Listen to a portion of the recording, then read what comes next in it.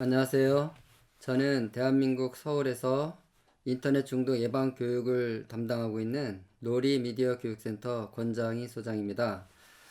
코로나로 인해서 여러 가지 새로운 일상이 시작되고 있는 이 시대에 우리 토론토 십자가교회 성도 여러분들을 만나게 돼서 반갑습니다.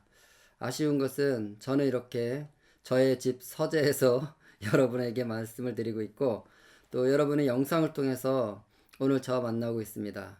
비록 시간과 공간이 분리되어 있지만 시공을 초월하시는 하나님의 영이 지금 이 시간 저와 또 이 영상을 보고 계실 여러분과 함께 임하여서 우리가 하나로 소통되고 또 하나로 우리의 마음이 모아지는 그런 시간 되기를 예수님 이름으로 기도합니다.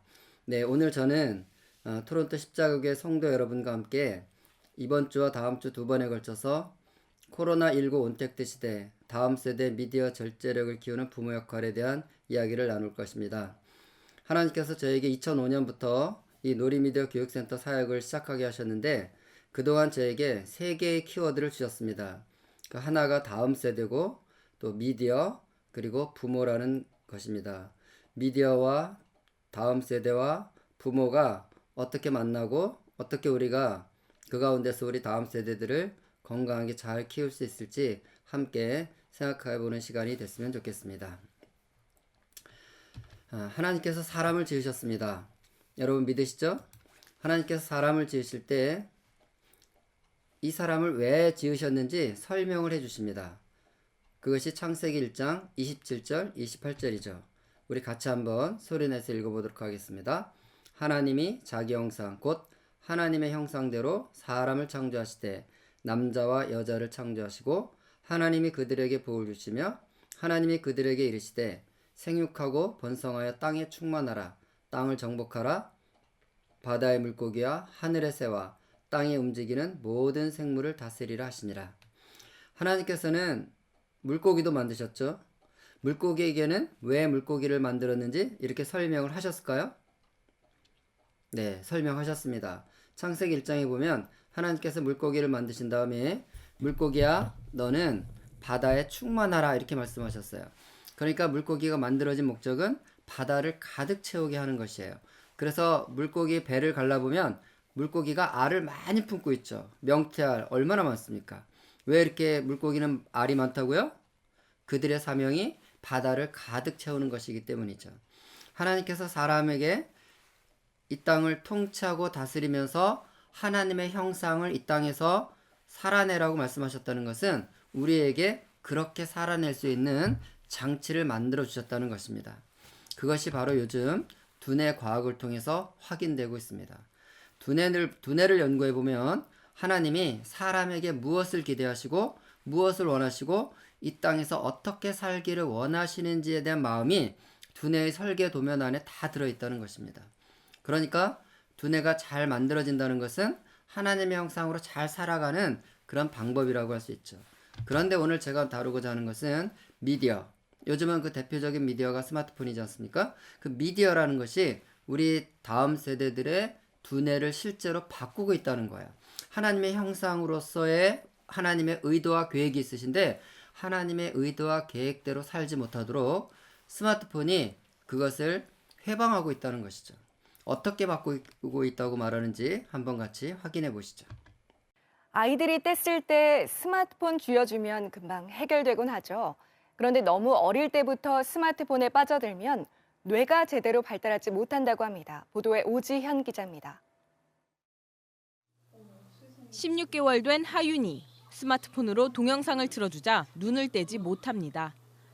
스마트폰을 치우자 짜증을 내고 이내 울음을 터뜨립니다. 그거 하나만 있으면 잔소리도 안 하게 되고 그냥 놔두면 그냥 보니까 엄마들은 편하죠. 육아정책연구소 조사 결과 국내 영유아들은 평균 2.3세 때 스마트폰을 처음 접하는 것으로 나타났습니다. 하지만 영유아들이 스마트폰을 과다하게 쓰면 감성과 이성을 관할하는 뇌의 영역이 붕괴되고 뇌 크기도 최대 30%까지 줄어들 수 있습니다. 네, 지금 이 뉴스에서 주장하는 것은 두뇌를 바꾸는데 두뇌를 30%나 줄어들게 한다고 얘기하고 있어요. 근데 여러분이 아이들에게 스마트폰 이렇게 줬을 때 저 머리가 작아진다 뭐 이런 느낌 받은 적이 없잖아요. 뭘 작아지긴. 머리 계속 커지던데. 여기서 말하는 크기는 사이즈를 말하는 것은 아닙니다. 여러분, 머리가 크다고 해서 머리가 좋은 거 아닌 건 다 아시죠? 그러니까 두뇌 발달은 머리 커지는 얘기가 아니에요. 우리 두뇌 안에 감각, 운동, 언어, 정서, 사고력, 판단력, 주의력, 통제력, 사회적 기술 이런 여러 가지 인간의 능력들이 두뇌를 통해서 이루어지는 것인데 두뇌 안에 그런 일들이 일어날 수 있도록 장치가 만들어지는 과정이 있다는 거예요. 그것을 우리는 두뇌 발달이라고 얘기한다는 것입니다. 자, 두뇌는 어떻게 발달될까요? 한번 주먹을 2개 이렇게 한번 붙여보세요. 붙이고 한번 자기 주먹 보세요. 이것이 여러분의 실제 뇌 크기랍니다. 엄청 작죠? 네. 우리 두뇌는 기본적으로 3층 구조로 되어 있습니다. 1층은 여기 주황색 부분 있죠? 이것을 뇌관과 소뇌라고 합니다. 이 뇌관과 소뇌는 호흡이라든가 심장박동이라든가 소화기능이라든가 여러가지 몸의 항상성을 유지하기 위해서 일을 하고요. 그 다음에는 우리의 모든 운동기능들, 생명을 유지하기 위한 활동을 담당합니다. 출생 전부터 발달이 일어나서 대개 3세, 5세 사이에 가장 많이 발달되는 영역이 바로 1층 구조예요. 그 다음에 1층이 만들어지고 나면 가운데가 만들어집니다. 두뇌의 가운데 부분, 지금 이렇게 회색 부분 있죠? 이걸 변연계라고 합니다. 변연계는 감정, 정서, 기억, 본능, 욕구 이런 것들을 담당하는 곳이에요. 대개 3살에서 13살 사이에는 두뇌 발달 그러면 주로 이 부분이 많이 발달이 일어난다고 보시면 되겠습니다. 그 다음에 13살이 넘어가면 바깥쪽, 두뇌 완전히 바깥쪽 노란 부분 있죠? 이 노란 주름진 저 부분은 대뇌 피질이라고 부릅니다. 이 피질에서는 뭘 하냐면 언어, 말을 하게 만들고요. 사고력, 판단력, 도덕성, 절제력, 창의력 이런 인간만의 활동을 담당하는 뇌를 말합니다. 주로 13살 이후부터 이제 발달이 되죠. 그러니까 여러분 두뇌는 1층에서 2층에서 3층으로 쭉 발달이 일어나고 또 뒤쪽에서 앞쪽으로 감각 영역에서부터 발달이 일어나서 이제 전두엽의 사고력을 담당하는 영역까지 쭉 발달이 일어납니다. 근데 보니까 어때요? 시기가 있죠. 어릴 때부터 쭉 이렇게 발달이 돼서 대개 이제 18살에서 20살 정도 되면 어느 정도 두뇌가 온전한 기능을 할 수 있는 준비를 다 갖추는 것입니다. 그러니까 여러분 이걸 보면 우리가 한 보통 초등학교 4학년쯤 되면 사춘기가 온다 그러잖아요. 중학생이 되면 본격적으로 질풍노도 시대라고 그러고 그 사춘기가 왔다는 것은 지금 두뇌 발달 정도로 보면 1층과 2층은 이제 잘 발달돼서 충분히 정서나 감정이나 본능이나 욕구들은 표출되고 있는데 그것을 적절하게 통제하고 또 조절하고 또 도덕적인 판단을 하고 사고력을 통해서 결정할 수 있는 전두엽 이 바깥쪽 뇌는 아직 발달이 안 된 거예요. 그러니까 아이들이 굉장히 부모님 보시기에는 튀는 행동과 또 감당하기 어려운 행동을 한다고 보는 것이죠. 그런데 20살이 넘고 아이들이 군대 갔다 오고 이제 성인이 돼서 직장을 다니기 시작하면 사춘기 때 그렇게 속을 썩인 아이들도 멀쩡해지는 경우를 볼 수가 있죠. 왜요? 대뇌 피질이 발달되고 있다는 뜻이에요. 그러니까 부모님들은 우리는 이제 이미 대뇌 피질이 다 발달되어 있는 상태니까 발달이 되는 우리 자녀들을 발달이 일어날 때까지 어떻게 해야 되는 거예요? 기다려줘야 되는 거죠. 우리가 잘 참고 기다려줘야 되는 거예요. 같이 싸우면 안 됩니다. 그러면 이 두 번째, 세 번째 뇌 발달에 많은 문제가 생기는 것이죠. 자, 그러니까 두뇌는 머리가 커지는 게 발달이 아니라 1층, 2층, 3층에 여러 기능들이 서서히 만들어져가는 과정이 존재한다. 근데 이것이 너무나 미세하게 일어나기 때문에 눈에 보이는 크기와는 상관이 없다. 여기까지 정리가 됐어요. 그러면 무엇이 발달이냐 하는 것이죠.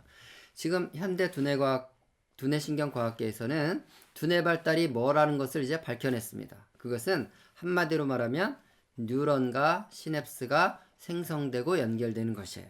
그러니까 두뇌가 발달됐다는 얘기는 1층, 2층, 3층에 뉴런과 시냅스의 연결이 만들어지고 있다 이런 뜻인 거죠. 근데 여러분 우리가 뉴런과 시냅스의 연결, 생성 이런 말이 되게 익숙한 단어가 아니라는 거예요. 여러분 시냅스 그러면 뭐 떠오르는 게 있으세요? 아, 제가요 시냅스에 대해서 잘 알아요. 저한테 10분만 주신다면 저는 시냅스를 잘 설명할 수 있습니다. 이러신 분들은 두뇌 발달에 대해서 지금 잘 알고 있다 이런 뜻인 거예요. 그런데 시냅스 뭐지? 연결 무슨 말이야? 이런 느낌이면 두뇌 발달이라는 말은 많이 들어봤지만 실제로 발달이 어떻게 일어나는지 잘 모른다 그런 뜻입니다. 이게 진짜 우리의 문제인 거예요. 보세요. 어떤 아빠가 담배를 피시는데 5살짜리 아들이 아빠 담배 피는 거 너무 멋져 보이신다. 나도 한번 빨아보게 주세요. 주세요. 주세요. 그러면 쫄라대는 게 귀찮아서 줄까 안 줄까요? 절대로 안 주겠죠? 왜? 네. 담배 연기가 아기의 몸으로 들어가면 폐를 상하게 한다는 것을 다 알기 때문에 우리는 줄 수가 없는 거예요. 어떤 엄마가 애를 재우는데 앉아. 차라 앉아. 할 수 없다. 소주를 찾아서 한 컵 따라요. 설탕물을 진하게 타서 아기에게 먹이는 거예요. 아기가 꿀꺽꿀 달달하니까 이제 꿀꺽 마시죠. 마시고 나서 골아 떨어지죠. 취해서. 그러면 엄마가 역시 애를 재우는 데는 소주가 최고야. 이러면서 애를 키우면 돼야 안 돼요? 당연히 안 되죠. 왜? 그것이 나쁘다는 것을 알기 때문에. 근데 스마트폰은 쫄라대면 바로 주는 거예요. 근데 엄마들은 또 이렇게 얘기하세요. 소장님, 스마트폰이 나쁘다는 건 알겠는데 쉽지가 않아요. 스마트폰 나쁜 건 알지만 어쩔 수 없더라고요.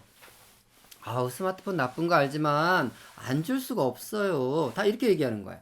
술과 담배는 나쁜 거 알기 때문에 절대로 줄 수 없다고 말해요. 그런데 스마트폰은 나쁜 거 알아도 줘야 된다는 거예요. 이게 무슨 차이일까요? 사실은 우리 부모님들이 무엇이 어떻게 나쁜지를 전혀 모른다는 거예요. 말은 그렇게 말하지만 실제로 두뇌 안에 스마트폰을 사용하는 것이 뉴런과 시냅스를 생성하고 연결하는 데 어떤 영향을 준다는 것을 여러분 알고 계세요? 저는 모르죠. 그래서 공부가 필요한 것입니다. 지식이 필요한 것입니다. 자, 우선 뉴런부터 잠깐 살펴보겠습니다. 자, 뉴런은 과학자들이 이렇게 생겼다고 얘기를 해요. 자, 뭐 비슷하게 생겼습니까? 뿌리가 있고 위에 기둥이 있고 나뭇가지가 있는 나무 비슷하게 생겼죠.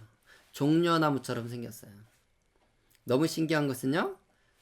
하나님께서는 사람을 묘사하거나 설명할 때 때때로 종려나무에다 비유한다는 사실이에요. 출애굽기 15장 29절에 보면 모세가 출애굽을 해서 엘림이라는 12오아시스에 딱 도착했는데 거기에 종려나무 70그루가 심겨져 있더라 이렇게 써 있습니다. 종려나무 70그루. 이 70이라는 숫자가 모세한테 왜 중요할까요? 창세기에 야곱이 애굽으로 들어갈 때 몇 명이 야곱과 함께한 사람이 몇 명이라고 기록되어 있을까요? 70명이라고 되어 있습니다. 그러니까 하나님께서는 출애굽을 해서 모세에게 야곱이 출발한 그 장소에 도착해서 말씀하시는 거예요. 종려나무 70그루를 세봐라. 세보니까 70그루예요. 지금으로부터 430년 전 너희 조상 야곱이 그 식솔들 70명과 함께 이곳을 출발해서 애굽으로 갔었고 지금 너를 통해서 내가 그 약속의 땅으로 이제 데려왔다. 그것을 설명할 때 하나님이 사용하신 나무가 무슨 나무라고요? 종려나무라는 거죠. 그런데요, 우리 뇌 속에 하나님의 형상으로 만들기 위해서 심어놓은 나무가 종려나무라고 과학자들이 얘기를 하고 있는 거예요. 자, 이 나무가 몇 개가 있냐면 이 나무가 무려 1000억 그루가 있어요. 뉴런이 1000억 개가 두뇌에 있습니다. 요만한 크기에 1000억 개가 심겨져 있으려면 이 나무는 실제로 엄청 작아야 되겠죠. 1mm를 1000번 자른 단위의 크기입니다. 여러분 1mm를 1000번 자르면 이거 보여요? 안 보여요? 안 보이죠. 그렇게 작은 나무들이 1000억 개나 심겨져 있는 거예요. 이거 언제 만들어지냐? 엄마 뱃속 3개월 때부터 8개월 사이에 다 만들어집니다. 나무가. 여러분 뱃속 3개월이 되면 발가락 10개가 다 만들어져서 꾸물거리고 있는 거 아세요? 그때 만들어진 10개 발가락을 지금까지 쓰시는 거예요. 이 10개 발가락 언제까지 쓰실까요? 죽을 때까지 쓰시죠. 사시면서 발가락이 더 필요할까요? 더 필요하지 않죠. 그런 것처럼 이 뉴런도 그때부터 만들어지기 시작해서 천억 개가 뱃속에서 다 만들어져서 심겨져서 우리가 태어나서 그 천억 개를 지금까지 쓰고 계시고 앞으로도 죽을 때까지 쓰시고 사시면서 뉴런이 더 생기지는 않아요. 그러니까 뉴런은 일종의 신체 기관과 같은 거예요. 심장 하나 뭐 망가지면 새로 나오지 않죠? 손가락 잘라진다고 다시 나오지 않죠? 그런 것처럼 이건 세포가 아니라 신체 기관, 그런 게 1000억 개가 있다는 것이죠. 어떻게 만들어지냐? 일단 세포 분열을 하면서 이게 이동을 해서 자리를 잡습니다. 그래서 이 뉴런이 이 머리에 가서 자리를 잡으면 그 뉴런은 노래하는 데 사용되는 뉴런이 되는 거야. 이를테면 이동해서 뒤쪽에 자리 잡으면 사물을 보는 시각을 담당하는 뉴런이 되는 거예요. 그 다음에 쭉 이동을 해서 옆에서 여기 그 귀 쪽 있는데 심기면 소리를, 사람의 말을 알아듣는 언어를 담당하는 그런 뉴런이 되는 거야. 이렇게 이동을 해서 1000억 개가 심깁니다. 그런데 놀라운 것은 이 세포 분열이 뉴런이 나무가 만들어질 때는 1000억 개가 만들어지는 게 아니라 실제로 2000억 개가 만들어져요. 근데 2000억 개가 만들어지는데 1000억 개만 자리를 잡아요. 1000억 개는 자리를 차지하지 못하고 사라지는 거예요. 그러니까 의자 뺏기 게임 같은 거 여러분 해보셨나요? 의자 10개가 있는데 20명이 막 움직이다가 앉아 그러면 10명밖에 못 앉잖아요. 그런 것처럼 1000억 개는 자리를 못 잡는다는 얘기는 정말 튼튼하고 똘똘하고 민첩하고 아주 스마트한 나무들만 골라서 심겨진다, 이런 뜻이에요. 그리고 심겨지면 그것들이 서로서로 연결돼서 자리를 잡는 것입니다. 여기서 우리가 알아야 될 것은요, 이 뱃속 3개월에서 8개월 사이에 아이들이 뉴런이 쭉 이동하고 가지치기 하고 연결을 통해서 자리를 잡는 것은 그것이 아이들의 재능과 잠재력을 결정하는 거예요. 그러니까 여러분, 우리 아이가 노래를 좋아한다. 그건 무슨 뜻이에요? 왜 노래를 좋아하게 됐을까요? 바로 뱃속 3개월, 8개월 때 1000억 개 뉴런이 나무가 심겨질 때 노래하는 나무들이 가장 좋은 자리에 가장 먼저 잘 심겨졌다, 이런 뜻이에요. 우리 아이가 그림을 좋아한다는 얘기는 왜 그림을 좋아하게 됐다고요? 뱃속 3개월, 8개월 때 그림 그리는 뉴런들이 잘 심겨졌다, 이런 뜻인 거예요. 근데 여기에요, 엄마 아빠는 개입하거나 간섭할 수가 없어요. 그러니까 여러분들이 아기를 임신하고 우리 애는 노래 잘했으면 좋겠다, 노래하는 나무야 커져라 커져라 커져라 커져라, 그런다고 해서 노래하는 나무가 커지지를 않는다는 거예요. 이것은 다 누가 정한다? 전적으로 창세 전에 하나님의 뜻과 계획에 의해서 정해져서 그 뱃속에서 심겨진다는 거죠. 그러니까 하나님께서 우리 아이를 어떻게 만들었고 이 땅에 무슨 일을 하기 원하시고 그 계획을 따라서 1000억 개 나무가 심겨져서 응애하고 태어난다는 사실이에요. 그러다 보니까 이 1000억 개 나무가 심겨질 때 우리 아이랑 똑같은 모양으로 나무가 심겨지는 아이는 단 한 명도 없다는 거예요. 똑같은 나무가 심겨지지 않았다는 뜻은 똑같은 행동을 하는 아이가 없다는 것을 말하는 거예요. 똑같은 짓을 하는 애가 없다는 얘기는 비교할 수가 없다는 뜻이죠. 근데 우리는 옆집만 갔다 오면 이런 일을 하고 있는 거예요. 야, 옆집 갔더니 걔는 지금 뭐 하고 있더라. 옆집 갔더니 걔는 뭐 받아왔다더라. 옆집 갔더니 걔는 벌써 진도를 어디 나가고 있다더라. 여러분, 우리 아이는 감히 옆집 아이랑 비교할 수 없는 유일하고 똑똑하고 그 아이만의 존귀한 데스티니를 이루도록 1000억 개 나무를 하나님이 심어서 이 땅에 보낸 아이라는 사실이에요. 비교할 수 없는. 이 사실을 엄마 아빠가 잊지 않도록, 그래서 입으로 실수하지 않도록 하나님은 아이들 몸에다 표시까지 해두셨어요. 여러분, 우리가 아이를 키우면서 가장 많이 보는 게 눈이에요. 눈. 그죠? 늘 아이의 눈을 마주치게 되죠. 눈에 표시가 있는 거예요. 눈에 어떤 표시가 있을까요? 홍채라는 게 있습니다. 여러분, 홍채가 똑같은 인간이 지구상에 있을까요? 없을까요? 예, 단 한 명도 없어요. 그러니까 우리가 아이의 눈을 마주칠 때마다, 하루에도 수십 번씩 수백 번씩 눈을 마주칠 때마다, 그렇지, 저 우리 아이의 눈의 홍채가 똑같은 아이가 지구상에 단 한 명도 없는 것처럼 저 아이의 뇌 속에 1000억 개 나무가 우리 아이랑 똑같은 모양으로 심어진 아이는 없지. 나는 이 아이를 누구하고도 비교하지 않고 이 아이만의 존귀한 데스티니를 이루도록 응원하고 지지하고 축복하고 격려하면서 키워내는 엄마가 될 거야. 이렇게 결단하라는 뜻입니다. 그렇게 결단을 해도 또 돌아서서 또 옆집 아이를 보다 보면 은근히 또 시험에 들어와요. 그래서 한 군데 더 표시가 돼 있어요. 어디요? 예. 우리가 아이를 키울 때 제일 많이 잡는 곳이 손이죠, 손. 손에 뭐가 있어요? 지문. 맞아요.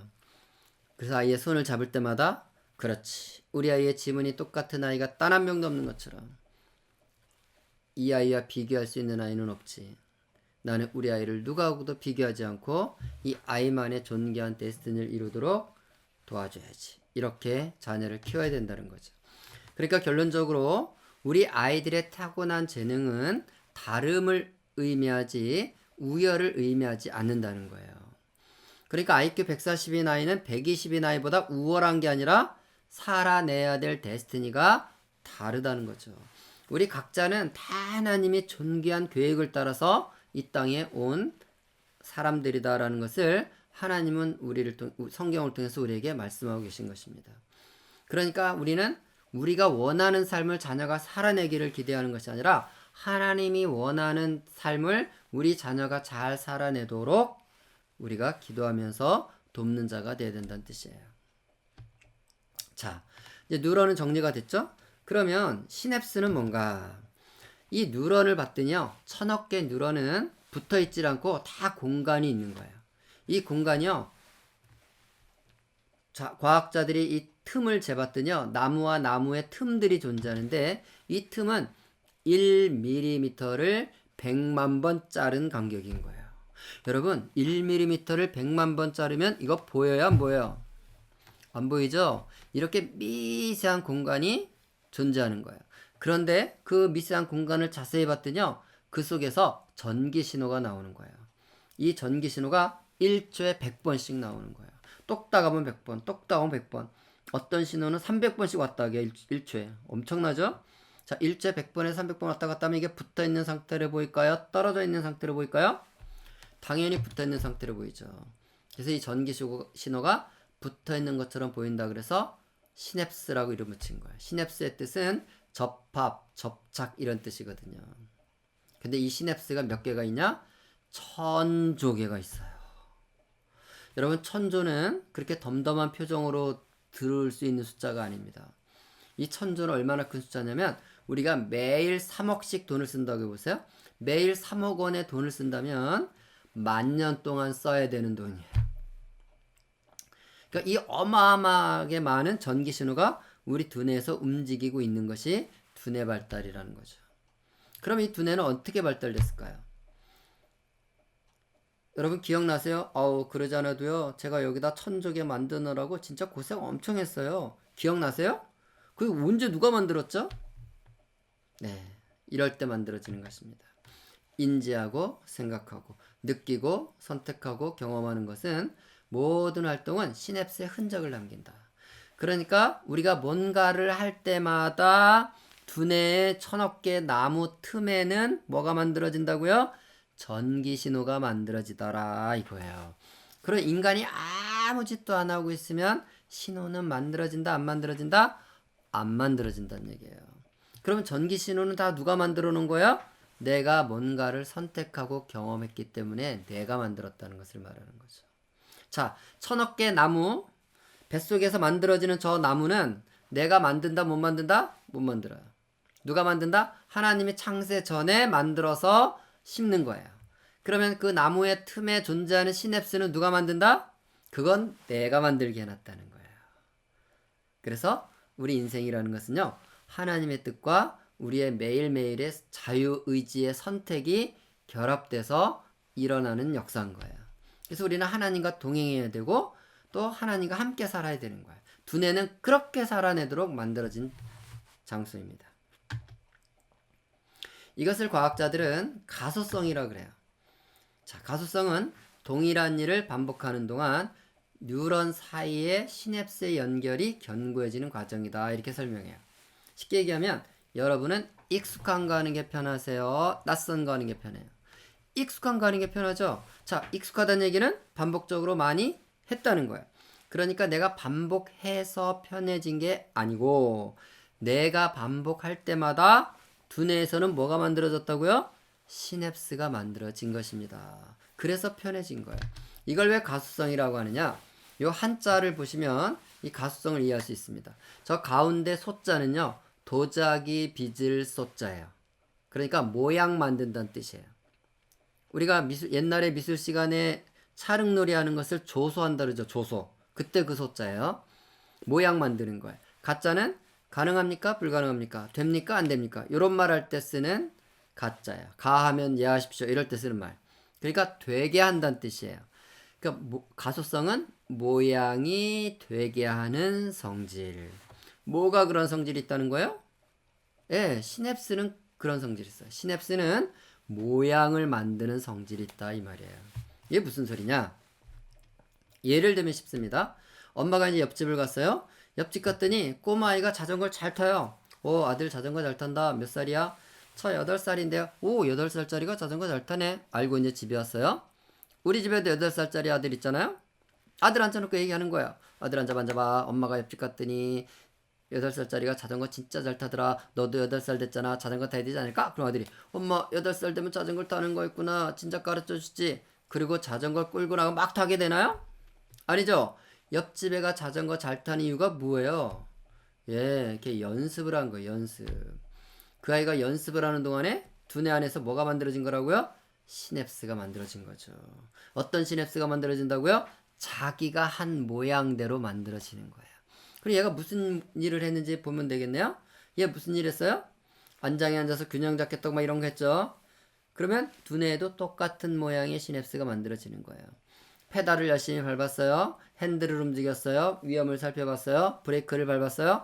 자기가 하는 대로 두뇌의 뉴런 틈에 시냅스가 만들어졌고요. 한참 만들다 보니까 여기서는 이제 모양이 유지가 되죠. 그게 가수성이에요. 그러면 이 아이는 자전거를 잘 타는 거예요. 며칠 동안 자전거 안 타다가 오랜만에 타야지 하고 잡으면 처음부터 연습을 다시 해야 될까요? 바로 탈 수 있나요?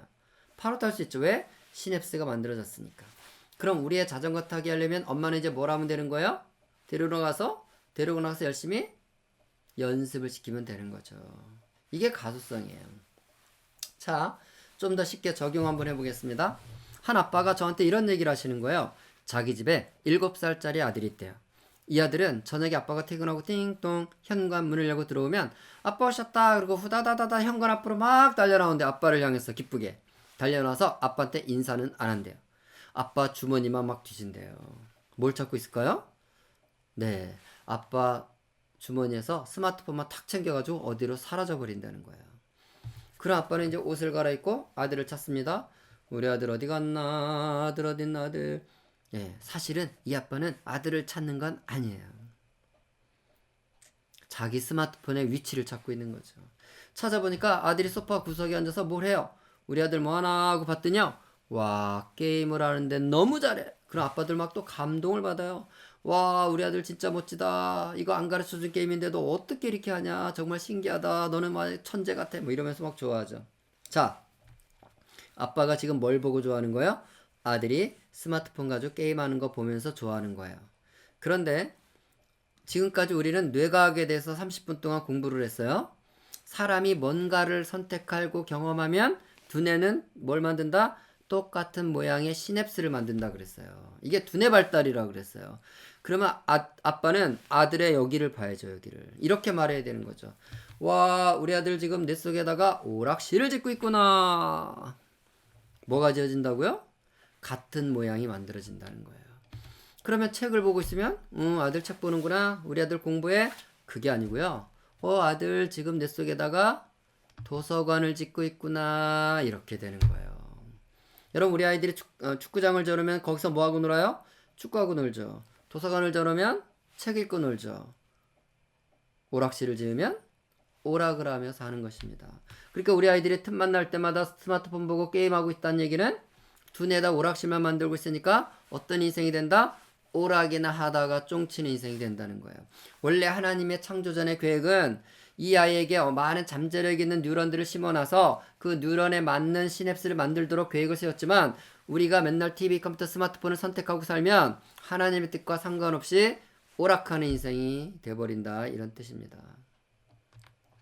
자, 그렇다면 우리 아이가 두뇌 안에 좋은 시냅스, 하나님이 원하는 시냅스를 잘 만들도록 하기 위해서 가정에서 부모와 우리 교회에서는 어떤 일을 해야 될까 하는 거죠. 그걸 들어가기 전에 잠깐 시험을 보겠습니다. 여러분이 제 말을 제대로 이해하고 있는지 잠깐 테스트를 해보려고 해요. 잘 듣고 대답해 보십시오. 자, 아기가 뱃속에서 10달 동안 있다 그랬어요. 이 10달 만에 응애하고 태어났을 때 아기의 두뇌 속에는 시냅스가 많을까요, 적을까요?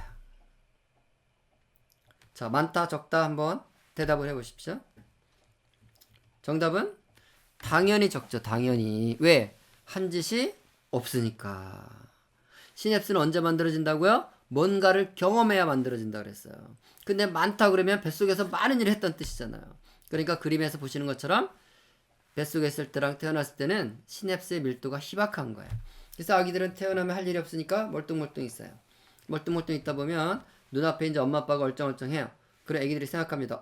저분들이 인간이란 말이지. 내가 인간 되려면 저분들을 따라야 되겠다. 그리고 이제 엄마 아빠를 아기들은 따라하기 시작합니다. 따라쟁이들이 되죠. 맞아요? 예. 따라하고 있다는 얘기는 지금 뇌에다가 뭘 만드는 중이다? 그게 바로 시냅스를 만드는 중이란 이 뜻입니다.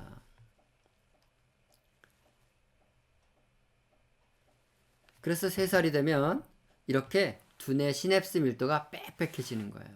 시냅스가 저렇게 많아졌다는 얘기는 그동안 우리 아이가 열심히 엄마 아빠를 잘 따라했다 이 말인 거예요. 그런데 누워서 이제 멀뚱멀뚱 있는데 엄마 아빠가 아니고 원숭이가 왔다 갔다 하는 거야. 저분들이 인간이란 말이지. 내가 인간 되려면 저분들을 따라야 되겠다. 그리고 원숭이를 막 따라하면 뭐가 된다? 예, 원숭이가 되는 것이죠. 실제로 그런 일 있을까 없을까요?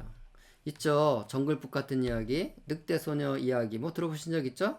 자, 직접 확인해 볼까요? 울적할 때 더 자주 짖는다는 옥사나.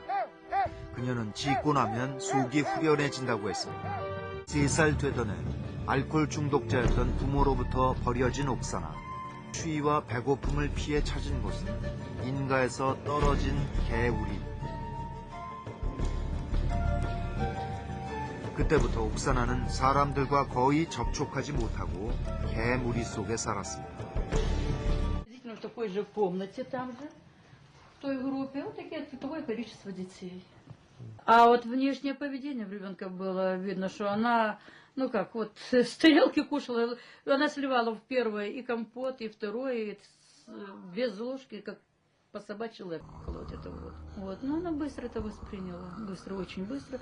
Но повадки собачьи у нее. 보호시설에서 함께 사는 강아지 토미. 녀석의 모습이 보이자 옥사나가 개처럼 달리기 시작합니다. 반가운 친구를 만난 듯 토미과 옥사나는 서로 뒤엉켜 장난을 칩니다. 옥사나는 개처럼 짖기까지 합니다.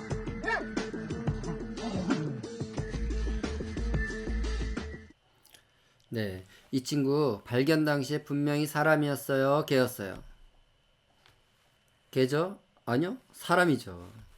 그런데 말을 사람처럼 해요, 개처럼 해요? 먹는 거는요? 걷는 거는요? 분명히 사람이잖아요. 발견 당시까지 어디에 반응하고 살았다고요? 개의 행동 방식에. 우리는 우린 나무가 1000억 개가 심겨져서 태어났는데 저 친구는 나무가 700억 개만 심겨져서 태어나서 저러고 사는 것이 아니라 나무는 뱃속 3개월, 8개월 때 하나님의 뜻과 계획을 따라서 창세전에 이미 그렇게 설계된 대로 만들어 태어난 거예요. 어디가 달라졌다고요? 시냅스가 달라진 것이죠.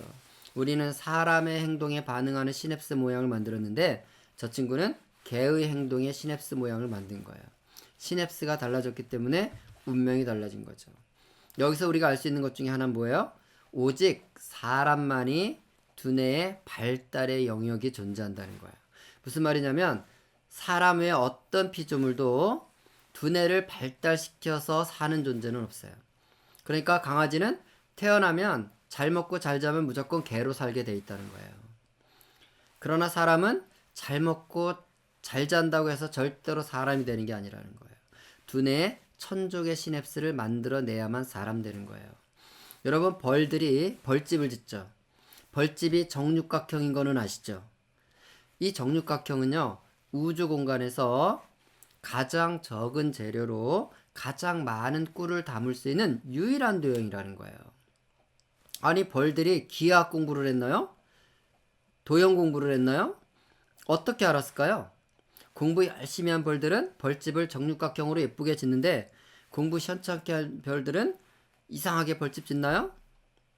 벌들이 벌집 지을 때 자로 막 재요? 각도기를 재요? 그런데 어떻게 완벽하게 정육각형 벌집을 짓죠? 어느 벌이든? 바로 하나님은 모든 동물들을 종류대로 만들었기 때문이에요. 사과나무는 3000년이 지나도 사과가 열리지 배 안 열리잖아요? 왜요? 종류대로 지었기 때문에요. 그러니까 모든 동물과 식물들은 하나님이 종류대로 지었기 때문에 출생부터 인생 그들의 삶이 끝날 때까지의 그것이 모두 프로그램에 돼 있다는 거예요. 근데 오직 사람은 종류대로 지어진 존재가 아니에요. 사람은 하나님의 형상을 따라 지은 거예요. 그래서 사람은 하나님의 형상인 선택과 경험, 자유의지의 선택을 통해서 시냅스를 만들어서 하나님이 원하는 삶을 살도록 해놓으셨다는 것이죠.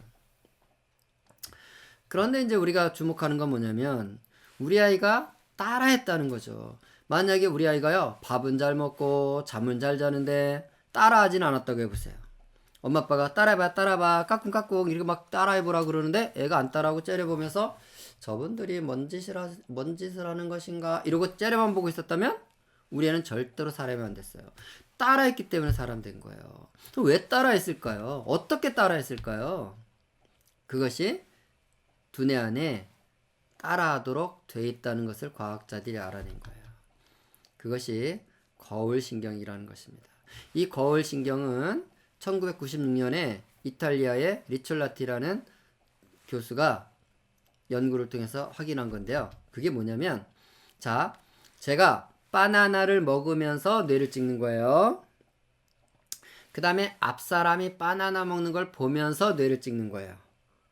그리고 두 사진을 비교해 봤더니 두 사진이 똑같은 거죠. 바나나 먹고 있을 때 뇌활동 사진, 여러분 보시기에 위쪽에 있는 사진이에요. 좌뇌우뇌.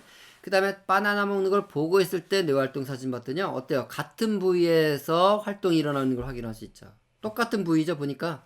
네, 맞아요. 그러니까 1000억 개 나무에는 전부 거울이 달려있더라 하는 거예요. 그래서 따라했던 거예요. 따라했어, 엄마 따라했어. 엄마가 혀를 내밀면 아기는 금방 엄마의 표정을 따라합니다. 따라했어, 엄마 따라했어. 겨우 30cm 앞만 볼 수 있는 신생아도 엄마의 표정을 따라합니다.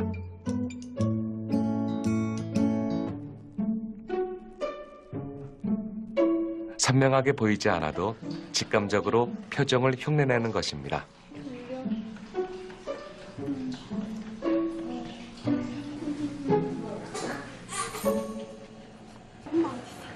마치 거울을 보듯 다른 사람의 표정을 따라하려는 본능은 우리 뇌에 있는 거울신경 덕분입니다. 거울신경은 다른 사람의 모습을 보기만 해도 마치 자신이 똑같이 행동하는 것처럼 반응합니다.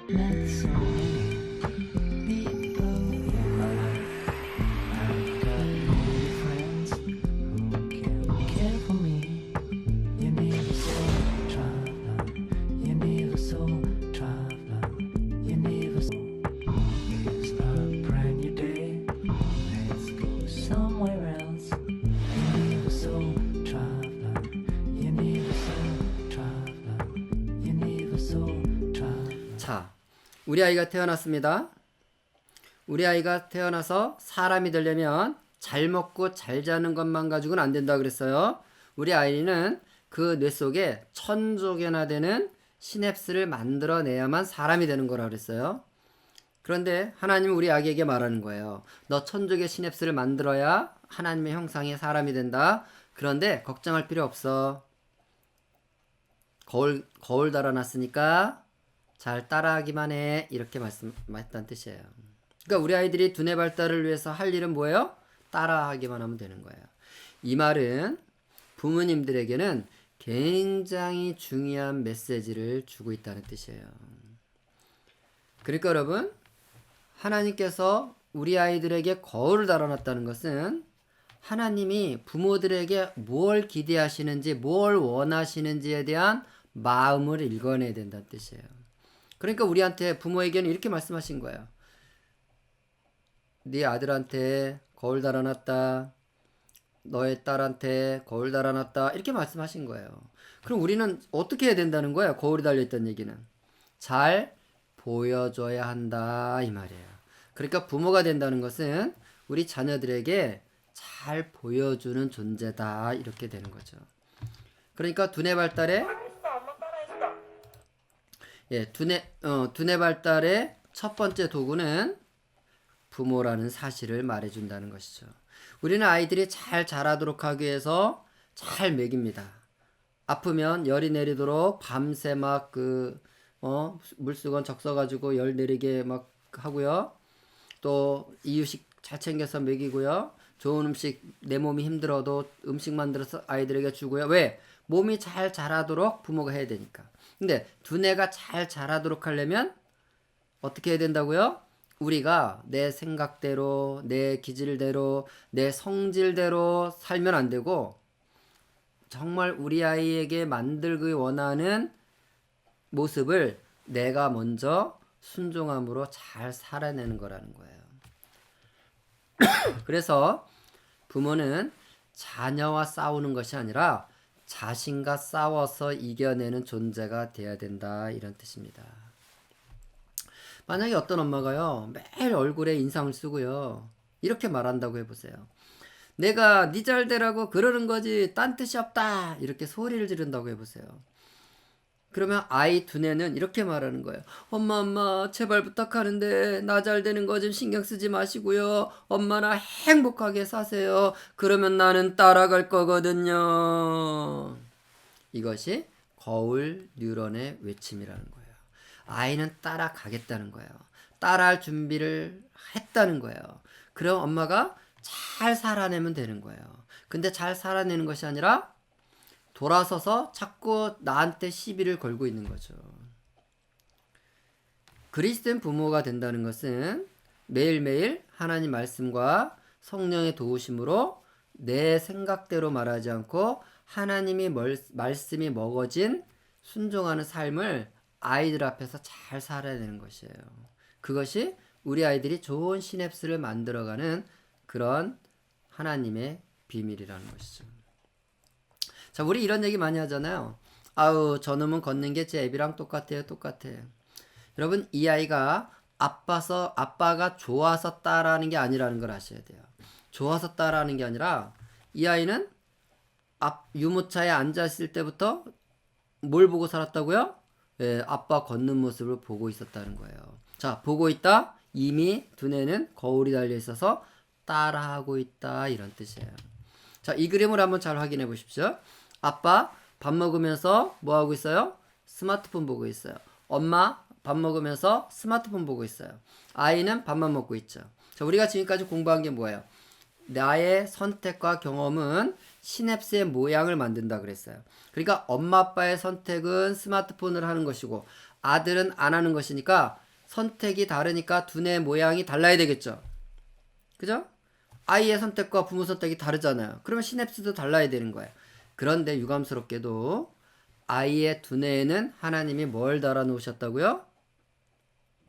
거울을 달아 놓으셨다는 거예요. 그러면 사실은 이 세 사람의 두뇌 속의 상태는 똑같다 하는 것입니다.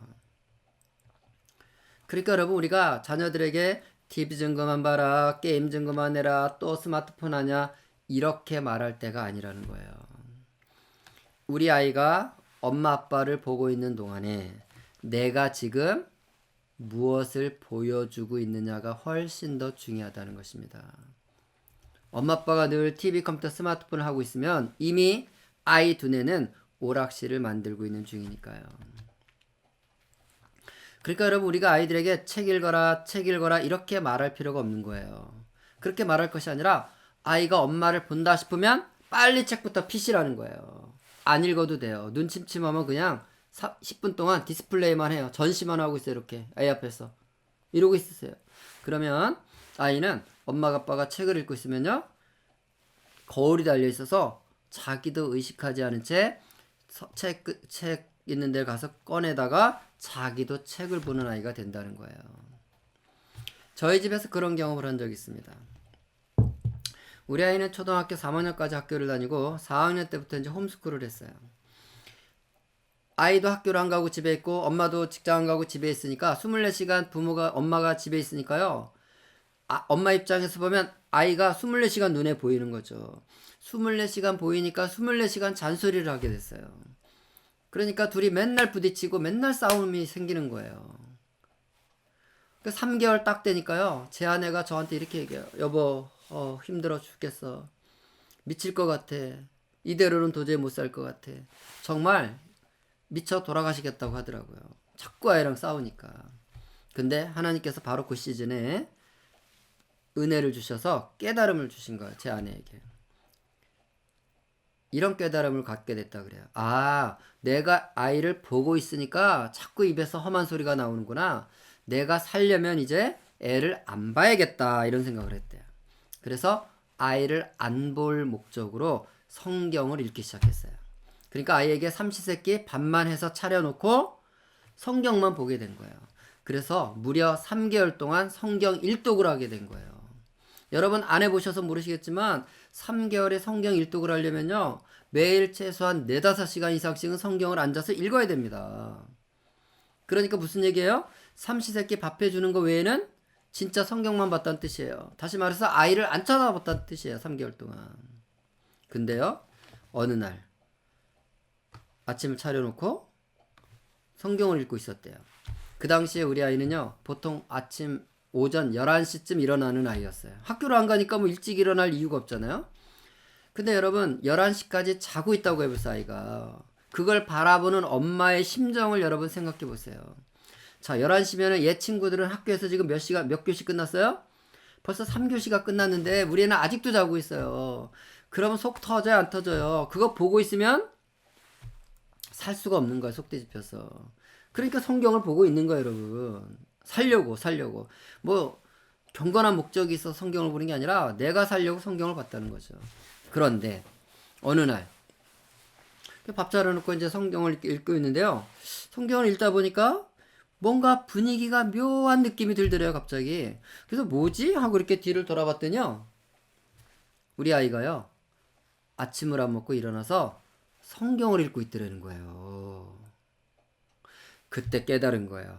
아, 홈스쿨이라는 것이 학교에서 공부하는 아이를 데려다가 집에서 공부를 시키는 것이 홈스쿨이 아니고, 부모가 먼저 가정에서 그리스도 중심의 삶을 살아내는 거구나. 그러면 아이는 엄마 아빠를 보면서 따라오는 거구나. 그래서 홈스쿨을 하는 거구나. 이걸 깨닫게 된 거예요. 6개월 만에. 그때부터 우리 집은 홈스쿨이 시작이 된 거예요. 엄마 아빠가 그리스도 중심의 삶을 살기 위해서 자신과 싸우기 시작한 거예요. 말투, 태도, 행동을 그리스도 중심으로 만들어가기 위한 부모의 실제적인 싸움이 시작된 거죠. 그리고 그게 중요하기 때문에 애가 무슨 짓을 하든 상관하지 않았어요. 왜냐면 아이는요, 엄마 아빠 보면서 따라오게 돼 있으니까요. 그래서 홈스쿨을 연착륙을 하게 됐습니다. 정리해 볼까요? 우리는 자녀들의 두뇌가 하나님의 형상으로 잘 발달되기를 원하십니다. 그런데요, 하나님은 어떤 방법을 고안해 내셨다고요? 부모를 통해서 그 일이 자녀의 두뇌 안에서 일어나기를 기대하시고 계획해 놓으셨다는 거예요. 그래서 부모는 자신과 잘 싸워 이겨내고요, 십자가의 삶을 잘 살아내야 되는 것입니다. 그래서 여러분 이런 말이 있는 거 아세요? 부모의 천국 가는 열쇠는 자녀의 손 안에 들어있다, 이런 말이 있어요. 그러니까 여러분, 아이가 엄마한테 와서 이렇게 말해야 돼요. 엄마, 이제 그리스도인 되신 것 같아요. 여기 천국 열쇠 있으니까 가져가세요. 이렇게 내놔야 된다는 거죠.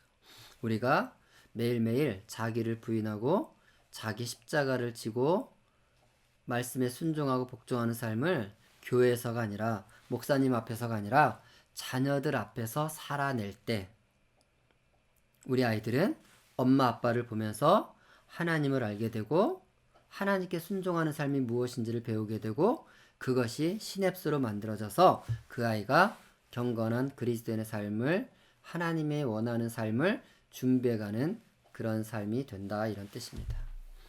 자, 첫 번째 두뇌 발달의 도구는 부모다. 그 두 번째 볼까요? 뭘 해야 될지. 두뇌 과학자들이 확인한 사실은요. 우리 두뇌는 움직임과 고차원적인 두뇌 기능이 연결되어 있다는 것을 발견한 거예요. 그러니까 움직임과 놀이를 통해서 두뇌가 발달되도록 그렇게 만들어 놨다는 거예요. 그러니까 무슨 얘기냐면 이것은 사실은 획기적인 거예요. 여러분이 어린 시절에 제일 많이 들어왔던 말, 늘 들어왔기 때문에 지금도 자녀에게 내뱉는 말이 있어요. 그만 좀 놀고 공부해라. 그렇게 놀면 언제 공부하니? 놀기만 할 거니 공부는 안 하고. 이 이분법. 놀이와 공부가 별개처럼 우리는 생각해 왔어요. 근데 두뇌 과학자들이 두뇌를 살펴보니까요. 두뇌는 잘 움직일 때, 다시 말해서 놀이와 운동을 적절하게 잘 할 때 만들어지는 시냅스를 가지고 그걸 가지고 공부를 하더라 이런 얘기예요. 이런 거죠. 만약에 여러분 어느 곳에 공장지대를 갑자기 만든다고 보세요. 공장지대를 만들면 어때요? 공장지대에서 나오는 물류들을 실어나를 도로를 반드시 닦아야 되죠. 이 도로는 왜 만들어 놓은 거예요? 화물차들이 다니도록 만들어 놓은 도로예요. 그렇지만 도로를 일단 만들어 놓으면 화물차만 다니지는 않죠? 예, 승용차도 다니는 거예요. 그러니까 그 공장지대 옆 동네가 관광지가 돼버리는 거죠. 이를테면.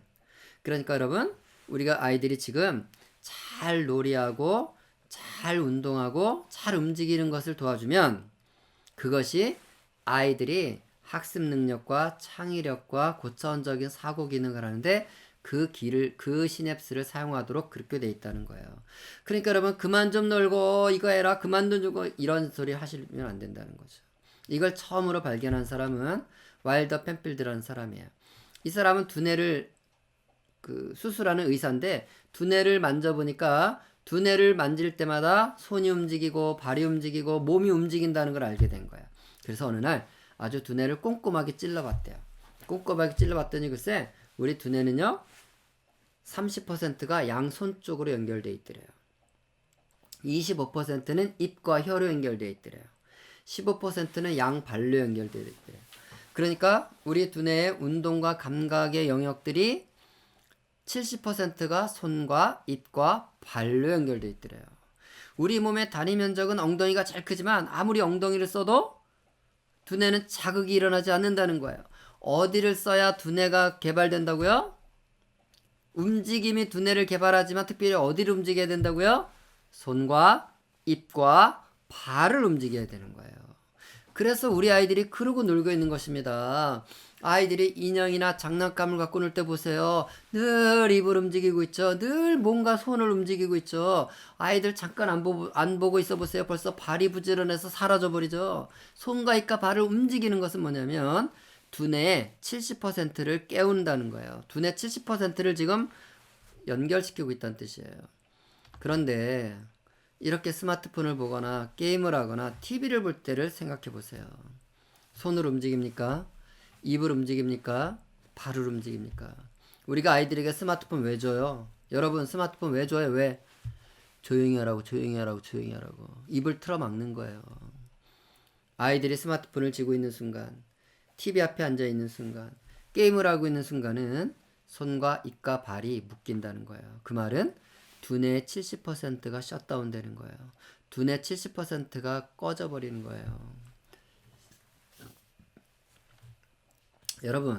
여러분이 옆집을 갔는데 옆집 엄마가 아이에게 청테이프를 이렇게 붙여놓고 입에다 청테이프 붙여놓고 손을 묶어놓고 발을 묶어놓고 아이를 키우는 엄마가 있다면 어떡하시겠어요? 어우 저분들은 양육 방식이 참 독특하다 이러시고 그냥 마시겠어요?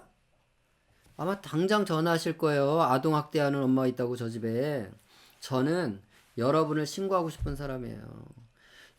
여러분의 편리함과 여러분의 어떤 생각 때문에 여러분의 편하고자 이런 것 때문에 우리는 수시로 자녀들에게 TV, 컴퓨터를, 스마트폰을 보여주고 있는 거예요. 그래서 두뇌 70%를 묶어버리는 거죠. 그것은 아동학대일 수 있는 것입니다. 손과 입과 발을 묶는 행위라는 것을 알았으면 좋겠어요. 요즘은요, 유모차에 앉아서도 스마트폰을 보더라고요. 아이들이. 나비를 보며 쭝얼거리고 꽃을 보며 쭝얼거릴 아이가 이러고 있는 거예요. 손과 입과 발이 묶여 있는 거예요. 이런 좋은 자동차를 사줬는데요. 자동차랑 못 노는 거예요. 여러분, 이 아이가 저 스마트 기기가 없다면 지금 조용할까요? 시끄러울까요? 네, 여기저기 돌아다니면서 이리 가라 저리 가라 별소리 다 하고 있을 거야. 이 별소리 다 하고 있는 동안에 두뇌 70%가 깨어난다는 것입니다. 우리 아이들 이렇게 자라야 되는데 TV, 컴퓨터, 스마트폰에 두뇌 발달이 지금 막혀있는 그런 형국이 돼가고 있는 것이에요. 자, 정리 한번 해보겠습니다. 따라해볼까요? 하는 짓이 달라지면 시냅스가 달라지고 시냅스가 달라지면 운명이 달라진다. 이것이 두뇌 과학자들이 발견한 사실이에요. 오늘 여러분의 자녀가 어떤 선택과 경험을 하고 있느냐에 따라서 그의 데스티니가 결정된다는 거예요. 그는 원래 하나님의 데스티니를 갖고 1000억 개 뉴런을 갖고 태어났지만 그것만 가지고 안 되고 오늘 부모와 자녀가 어떤 선택을 하냐는 것이 너무 중요하다는 것입니다. 여러분, 자녀가 엄마 찾아와서 엄마 심심해, 아빠 심심해, 할머니 심심해 이런 말 할 때 그거 책을 읽고 싶다는 뜻은 아니잖아요. 속셈이 뭘까요? 속셈. 심심해, 심심하고 옆구리 찌르는 속셈. 심심하니까 TV 틀어달라는 거예요. 심심하니까 게임하게 해달라는 거예요. 심심하니까 스마트폰 달라는 거죠. 10분만 참고 견디고 뻗디세요. 그럼 아이는 보채다 안 될 것 같으면 할 수 없이 포기하고 어딘가에 가서 뭔가를 늘어놓고 놀고 있어요. 뭔가를 늘어놓고 놀고 있다는 얘기는 여기다 지금 뭘 만드는 중이다? 그게 바로 시냅스를 만드는 중이라는 거예요. 그런데 TV, 컴퓨터, 스마트폰을 틀어주면 뭐부터 지어요? 오락실이 먼저 들어오는 거죠. 오늘부터 여러분 자녀들이 엄마 심심해, 아빠 심심해, 할머니 심심해, 할아버지 심심해 이런 말을 하면 그건 미안해하거나 부담스러워하지 마시고요. 그냥 속으로 기뻐하고 즐거워하세요. 와, 드디어 우리 아이의 창의력이 시작되었구나. 더 심심하거라, 더 심심해. 심심한 건 너의 운명이다. 따라합니다. 심심해야 별짓을 다 한다. 자, 별짓을 다 한다는 얘기는 여기다 지금 뭘 만드는 중이다? 별짓 다 하는 시냅스를 만드는 중이라는 거예요. 별짓 다 하는 시냅스가 만들어진 아이는 어떤 인생을 산다? 별짓 다 하는 삶을 사는 거죠. 별짓 다 하는 삶이 바로 창의력이고 별짓 다 하는 삶이 바로 과제 해결 능력인 거예요. 여러분, 진로 지도는 진로 상담사가 하는 게 아닙니다. 우리 아이들이 심심한 가운데 살아내는 삶을 살아야 그 시냅스를 만들어서 진로가 되는 거예요. 자, 우리가 그러면 남은 시간 이 가정에서 어떻게 부모가 자녀와 함께 이 문제를 해결할 걸 것이냐. 자, 3가지를 말씀드릴 거예요. 요즘은 코로나 때문에 언택트, 온택트, 컨택트 이런 말을 많이 합니다. 자, 전염병에 걸리지 않으려면 사람과 거리를 둬야 됩니다. 그러면 미디어에 중독되지 않기 위해서는 뭐와 거리를 둬야 된다고요? 역시 미디어와 거리를 둬야 되는 거예요. 중독을 예방하고 치료하는 가장 첫 번째 전제 조건은 접근성을 멀리 해야 된다는 것입니다. 여러분, 우리 아이들이 책을 읽게 하고 싶다? 어떻게 해야 돼요? 심심하게 만들어야 됩니다. 심심하지 않으면 책을 볼 수가 없어요. 근데 TV, 컴퓨터, 스마트폰을 손에 쥐고 있으면 책을 읽을 수가 없는 거예요. 이런 이치죠. 그래서 TV는 거실에 있기보다는 침실로 옮겨 놓으시라는 거예요. 여러분이 TV만 거실에서 제거해도 우리 아이들은 배를 깔고 책을 읽는 모습을 보게 되신다는 것입니다. 근데 우리 집은 도저히 거실 외에는 TV 놓을 공간이 없어요. 방에는 자리가 없어요. 그러면 이렇게 아예 보자기로 씌워 놓으세요. 아니, 이런 거 하나 붙여 놓으세요. 만약에 우리 십자가교회 성도들께서 이런 걸 해보고 싶다 그러시면 제가 이 디자인을 목사님께 보내드릴게요. 요청하시면. 그러면 이거 A4 용지 한 장으로 칼라 프린터에서 A4 용지 한 장을 그냥 TV에다 딱 붙여 놓는 거예요. 5월 한 달 동안 우리 특별한 일 없을 때는 TV를 보지 않는다. 그래서 딱 붙여 놓는 거죠. 언택트 미디어 대신 우리 가족과 함께 보내자. 컨택트 패밀리 이렇게 하는 거예요. 다른 버전도 있어요. 언택트 미디어, 온택트 지저스 이런 것도 있어요. 뭐 땡기는 대로 다 보내드릴 수 있습니다. 그리고 아예 이렇게 큰 보자기를 씌워놔도 돼요. 미디어를 끄면 다음 세대가 살아납니다. 뭐 이런 구호가 있잖아요. 저것도 디자인 시안을 원하면 우리가 메일로 보내줄 수 있어요. 그러면 그 동네에서 여러분 현수막 집에 가서 이렇게 실사출력해서 집에다 딱 붙여 놓으셔도 됩니다. 어쨌든 아이들이 TV랑 어느 정도 거리를 둘 수 있도록 해줘야 일단 아이들 안에 그 미디어로부터 자유로운 삶이 시작된다는 뜻이에요. 뭐 특별한 일 있을 때는 이제 뺏겨서 보시면 됩니다. 같이. 그러나 평상시에는 그렇게 하라는 거죠.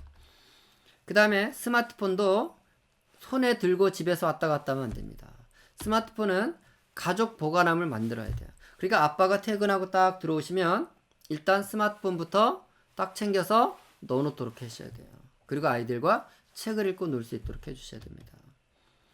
한번 교회에서도 이런 거 한번 만들어 보세요. 우리 가정 스마트폰 보관함 만들기 이것을 우리 교인들이 한번 같이 캠페인으로 해보시죠.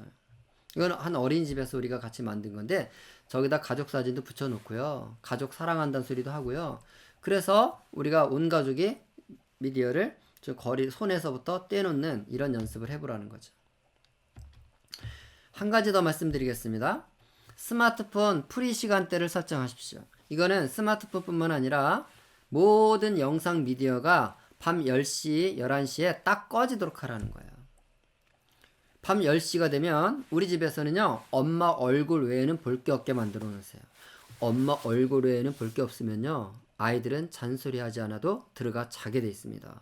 왜? 엄마 얼굴 보고 있어 보세요. 계속 하품이 나옵니다. 하품. 엄마 얼굴이 지루하잖아요. 그런데 12시, 1시까지 번쩍번쩍거리는 것들이 눈에 있으면요. 잠을 잘 수가 없어요. 여러분 가정에 이미 자녀들이 스마트폰이 있다면 요즘 무슨 문제로 갈등이 생깁니까? 대부분 밤 12시가 됐는데 아이는 안 잔다고 그러고 엄마는 자라고 그러고 이 싸움이 일어나는 거예요. 여러분 스마트폰을 그때까지 보게 만들면 안 싸울 수가 없습니다. 그래서 부모와 자녀 간에 이런 문제를 해결하려면요. 시간을 딱 설정해 놓고 온 가족이 미디어 어프 시간대를 만드셔야 돼요. 자, 세 가지 언택트. TV는 거실에서 좀 치워 놓으시고요. 스마트폰은 손에서 좀 떼놓으시고요.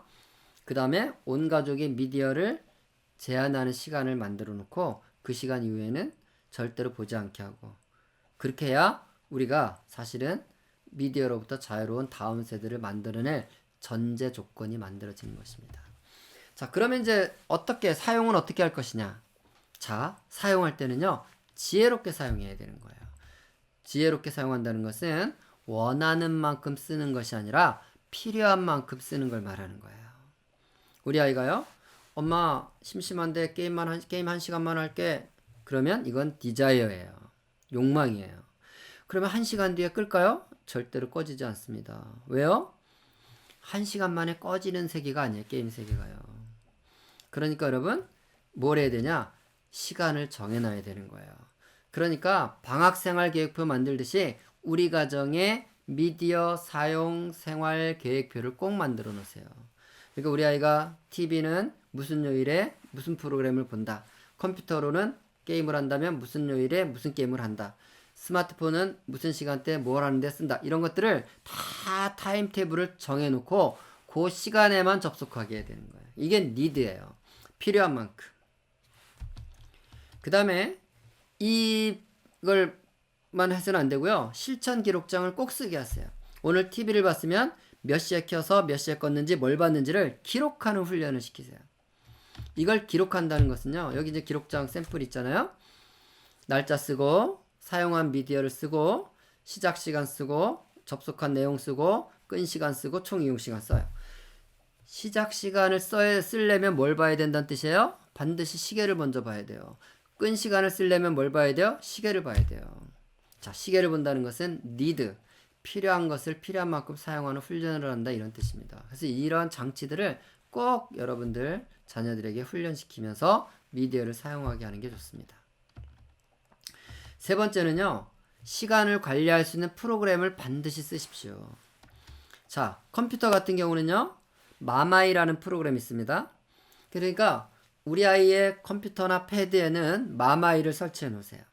이걸 설치해 놓으면 수요일날 5시부터 6시까지 컴퓨터를 한다 이렇게 설정을 해 놓으면요. 그 컴퓨터에다가 이 프로그램에다 설정해 놓으면 6시가 딱 되면요.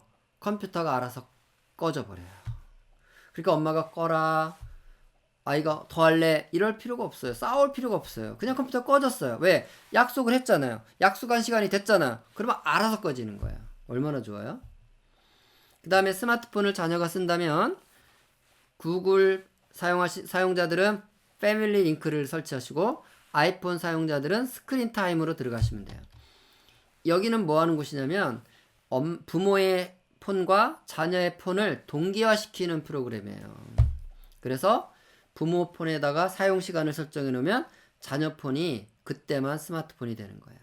부모 폰에다가 앱을 설정해 놓으면 자녀 폰에서는 그 앱이 부모 폰에서 제어가 되는 거죠. 이런 방식으로 해서 아이가 약속한 것을 실제로 지켜낼 수 있는 장치를 만들란 뜻이에요. 자, 세 번째, 그렇게 언택트하고 온택트는 필요에 따라 한 다음에 이제 뭘 할 거냐? 부모와 자녀와 친밀한 관계를 만드는데 투자하십시오. 결국은 우리 아이들이 미디어에 빠져들지 않으려면 부모가 그 자리를 지켜야 됩니다. 그래서 여러분, 부모와 자녀 간에 사랑하고 신뢰하고 존중하고 배려하는 이런 관계를 만드는데 더 집중하셔야 돼요. 물론 이민교회 특성상, 이민사회 특성상 부모가 자녀와 함께할 시간이 적은 것은 제가 알아요. 그럼에도 불구하고 TV, 컴퓨터, 스마트폰 볼 시간은 있어요. 그러니까 여러분, TV, 컴퓨터, 스마트폰 볼 시간을 줄여서 자녀와 함께 보낼 시간을 만들라는 거예요. 그리고 그 시간에 아이들과 함께 보내는 가정 예배를 하라는 거예요. 이거는 제가 다음 주에 두 번째 강의 때 구체적으로 자세히 알려드릴 거기 때문에 오늘 이 부분은 그냥 설명하지 않고 넘어가겠습니다. 자, 이제 마무리를 좀 해볼까 합니다. 에스키모인들이 늑대 잡을 때 어떻게 잡는지 한번 확인해 보시죠. 그 옛날 극지방에선 늑대를 잡을 때 어떻게 잡았는지 알아? 늑대. 그 녀석이 아주 영악했지만 잡는 방법은 따로 있었다더군. 먼저 날카로운 창날이나 칼날을 피에 담갔다가 빼. 그렇게 피에 적신 칼날은 추운 날씨로 금방 얼어버리고 그걸 담갔다 뺐다를 몇 번 반복하면 피고드름이 된다더군. 그럼 그걸 눈 속에 파묻어. 그게 다래. 추운 날씨에 먹을 게 없는 늑대는 먹이를 찾아 헤매지. 그러다가 후각이 발달한 늑대는 칼날에 얼린 피 냄새를 맡게 되지. 그럼 그 늑대는 신나게 달려와서 칼날에 얼려놓은 피를 핥아먹기 시작해. 시간이 지나면서 칼날에 묻힌 피는 다 핥아먹고 칼날에 자신의 혀가 갈라지면서 자신이 흘린 피를 계속 핥아먹게 된다더군. 얼어붙은 칼날을 핥았기에 혀는 마비되었고 계속 나오는 피는 자기 건지도 모르고 핥아먹게 되는 거야. 그렇게 늑대는 죽어. 자기 상황도 모르고 자기 피를 계속 내어서 핥아먹다가 그렇게 비참하게 죽어가는 거지. 여러분, 이 늑대가 아이스크림을 발견하고 달려와서 처음 핥았을 때 바로 혀가 싹 베어졌으면 이 늑대 죽었을까 안 죽었을까요? 절대로 안 죽죠. 깜짝 놀라서 도망갔겠죠. 왜 죽은 거예요? 핥을수록 맛있는 거예요. 근데 이게 만만 있는 게 아니죠. 혀는 점점 얼얼해지고 마비가 되고 창 끝에 살점이 떨어져 나가고 피가 솟는데 감각이 무뎌져서 죽는 거예요. 우리 아이들이 TV, 컴퓨터, 스마트폰 게임 이러고 있을 때요. 할수록 재밌죠. 맞아요. 빠르고 쉽고 편하고 재밌고 다 좋아요. 그런데 지불해야 될 대가가 있다는 거예요. 이 늑대는 아이스크림 하나 먹기 위해서 어떤 대가를 지불한 거예요? 네, 목숨. 생명이라는 값을 지불한 거죠. 우리 아이들이 TV, 컴퓨터, 스마트폰, 게임을 선택하고 경험하고 있다는 것은 지금 이 결정적 시기에 바로 두뇌 안에 이 대가 지불을 하고 있다는 것입니다. 여러분, 부모님들은 TV를 보셔도 되고요. 스마트폰 하셔도 됩니다. 그러니까 스마트폰 그 남편이 TV를 꼭 봐야 된다 그러면요. 침실에다 놓고 아이들이 잠들 때까지만 참으라 그러세요. 애들 다 재워놓고 밤새 보라 그러세요. 왜냐면 아빠의 두뇌는요 이미 끝났습니다. 발달이. 그러니까 어른의 두뇌는 도자기라고 생각하시면 돼요. 도자기는 이미 완성된 모양이 있죠. 우리가 도자기를 사가지고 와서 아 요거 주전자로 만들어야 되겠네. 그리고 부시어서 주전자 만들 수 있어요? 그 도자기는?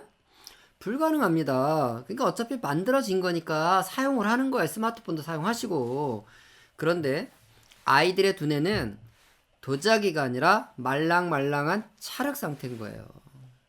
그럼 찰흙은 주무르기에 따라서 어떤 모양도 만들어낼 수 있는 거죠. 이건 제 얘기가 아니라 두뇌 과학자들이 하는 말입니다.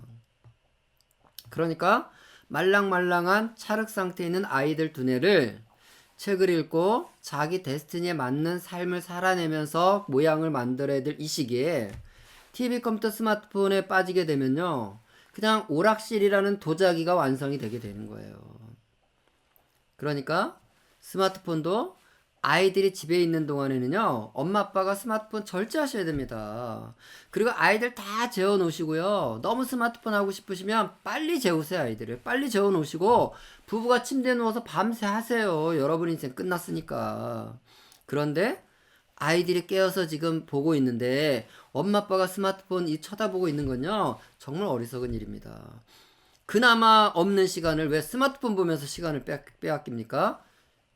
스마트폰은 뒤로 미루고요. 아이들과 함께 시간을 보낼 때 두뇌 안에 하나님이 원하는 디자인된 시냅스가 만들어지는 것입니다. 마태복음 18장 14절은 이렇게 우리에게 말씀하십니다. 이와 같이 이 소자 중에 하나라도 이뤄지는 것은 하늘에 계신 너희 아버지의 뜻이 아니니라. 여러분, 우리 아이들 한 명 한 명에게는 하늘에 하나님의 뜻이 있습니다. 하나님의 뜻이 없이 우리 가정에 태어난 아이는 없다는 뜻이에요. 그런데 하나님의 뜻을 이 땅에서 이루어내려면 오늘 우리 아이의 선택과 경험이 너무 중요하다는 거예요. TV, 컴퓨터, 스마트폰을 이루고 살고 있으면요. 하늘에 있는 하늘 아버지의 뜻을 우리 아이가 이루지 못하고 잃어버리는 삶이 된다는 거예요. 부모가 자녀를 위해서 할 수 있는 기도는 두 종류의 기도가 있습니다. 첫 번째 기도는요. 자녀를 향한 부모의 생각과 뜻을 하나님께 올려드리는 기도가 있어요. 이 기도를 이름하여 성황당식 기도라 그래요. 내 자식 이렇게 해주세요. 저렇게 해주세요. 이 성황당 기도가 1년에 한 번씩 이 땅에서 하늘을 찌를 때가 있습니다. 바로 수능철에. 수능철에. 그게 바로 성황당식 기도예요. 근데 또 한 종류의 기도가 있습니다. 하늘에서 이루어진 하나님의 뜻이 하늘에서 이루어진 것처럼 내 자녀의 삶 속에서도 똑같이 이루어지게 하옵소서 하고 하나님의 뜻을 우리의 입술을 통해서 선포해내는 기도가 있는 거예요. 그 기도를 이름하여 주 기도라고 하는 것입니다. 부모는 주 기도를 하셔야 됩니다. 주 기도를 하시는 여러분 되시기를 바랍니다. 어느 날 제가 강의를 하고 났는데요. 한 분이 저를 찾아오셨어요. 강의 끝나자마자. 찾아와서 이렇게 말씀하시는 거야. 소장님, 저는 자녀들에게 스마트폰을 안 주는 것보다는 주고 잘 절제시키는 거 이게 제 소신입니다. 이렇게 얘기를 하는 거예요. 제가 어릴 때는 스마트폰을 손에 주지 않고 스마트폰으로 필요한 것들은 가능한 한 컴퓨터를 쓰면서 사용하라고 강의를 했는데 와가지고 그건 자기 소신에 맞지 않는다는 거예요. 여러분 잘 들으십시오. 하나님은 여러분의 소신에 관심이 없으세요. 하나님은 당신의 뜻에 관심 있는 분이세요. 제가 오늘 여러분하고 80분 동안 지금 이야기를 하고 있는데요. 여러분이 제 얘기를 들으면서 여러분의 생각과 여러분의 뜻과 여러분의 교육 철학과 여러분의 신조와 여러분의 신념과 부딪힐 수도 있어요. 근데 여러분 그거 중요한 문제 아니라는 거예요. 중요한 것은 오늘 들은 내용들이 성령께서 시간과 공간을 초월해서 여러분들에게 제 목소리를 통해서 하나님께서 여러분 영안에 지금 우리 아이가 이렇게 TV, 컴퓨터, 스마트폰과 함께 사는 것이 하나님의 뜻을 이루는 도구인지 하나님의 뜻을 잃어버리게 하는 도구가 되고 있는지 그 판단을 해볼 기회를 드린다는 것입니다. 하나님은요 저한테 이렇게 묻지 않으시더라고요. 제가 애를 키우는 동안에 너의 딸을 어떻게 만들어줄까? 아빠로서 딸에게 원하는 게 있으면 나한테 말해봐. 내가 들어줄게. 이렇게 말씀하지 않으시더라고요. 하나님께서는 우리 딸을 향한 아빠 생각을 묻지 않으시더라고요. 왜 안 물어보실까요? 하늘에 당신의 뜻이 있는데 아빠의 뜻을 왜 물어보겠어요, 여러분? 우리가 부모가 된다는 것은 우리의 뜻과 우리의 욕망과 우리의 계획이 중요한 게 아니라는 거예요. 이 자녀를 향한 하나님의 뜻이 온전히 이루어지도록 그렇게 키워야 되는 것입니다. 사도행전 13장 22절에는 이런 표현이 나옵니다. 내가 이새의 아들 다윗을 만나니 내 마음에 합한 사람이라. 나의 뜻을 다 이루게 하리라. 다윗은 하나님의 뜻을 다 이룬 사람이라고 평가된 유일한 사람이에요. 저는요 이렇게 기도를 합니다. 하나님, 우리 딸 권예린을 만나실 때 너는 내 마음이 합한 사람이구나. 내가 너를 향한 나의 뜻을 다 이루게 하겠다. 우리 딸이 그런 딸이 되게 해주십시오. 저는 그렇게 기도합니다. 제가 우리 딸에게 원하는 거 하나밖에 없어요. 하나님의 뜻을 이루는 자가 되기 원해요. 하나님이 이 땅에 보낸 그 뜻을 이뤄내는 자가 되길 원해요. 여러분, 여러분이 교민사회 안에서 이 토론토이란 도시에서 자녀를 키우는 것이 얼마나 힘들고 얼마나 여러분의 희생이 크시겠습니까만, 그러나 그럼에도 불구하고 우리에게 분명한 것은 이 자녀는 아빠의 욕망의 도구도 아니고 아빠의 뜻을 이뤄내기 위해서 온 아이도 아니라는 거예요. 그래서 부모는 정말 겸손하게 주님이 가르쳐 주신 기도, 주기도를 통하여서 우리 아이가 하나님의 뜻을 이 땅에 잘 이뤄내도록 그렇게 키워내는 부모들이 되어야 되는 것입니다. 자, 다음 시간에는 이 하나님의 뜻대로 자녀를 키운다는 것이 어떤 의미인지 그런 이야기들로 다음 주에 또 여러분 뵙도록 하겠습니다. 예, 오늘 긴 시간 집중해서 들어주신 여러분들을 축복하면서 오늘 강의는 마치겠습니다.